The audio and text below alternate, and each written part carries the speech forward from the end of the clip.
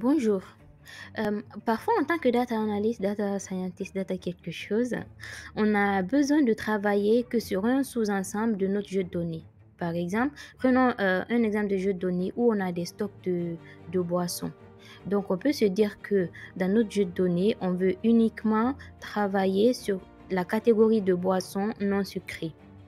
Du coup, pour faire ça, on peut faire appel au processeur Filter Rows on Value.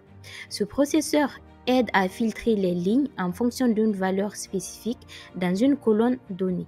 Passons dans DataIQ pour voir ce à quoi ça ressemble. Pour ce nouvel exemple, le Filter Rows on Value, c'est très facile à mettre en place. On va prendre l'exemple du filtre des catégories égales à A. Donc, on va chercher à filtrer notre jeu de données lorsque la catégorie est égale à A. Pour ça, comme d'habitude, on clique sur Add a New Step. On va aller chercher notre processeur Filter Rows on Value. OK. Et donc, la colonne qui nous intéresse, ça va être la colonne catégorie.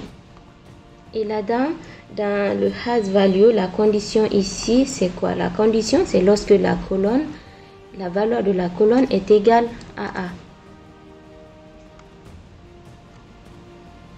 Voilà. Sauf que dans Action, par défaut, ça nous a gardé Keep Only Matching Rows. Donc, nous, on veut plutôt remove. On veut plutôt remove la ligne lorsque la catégorie est égale à A. Donc, pour ça, je vais cliquer sur le remove ici. Et directement, toutes les fois où la catégorie est égale à A, les lignes ont été supprimées. C'est très facile à mettre en place. Je sauvegarde, je lance et dans le résultat final, on verra que notre jeu de données, on a 6 lignes qui ont été supprimées de notre jeu de données initial. Donc on va lancer tout ça. Après, avant de lancer, on peut peut-être vouloir supprimer aussi la catégorie égale à D.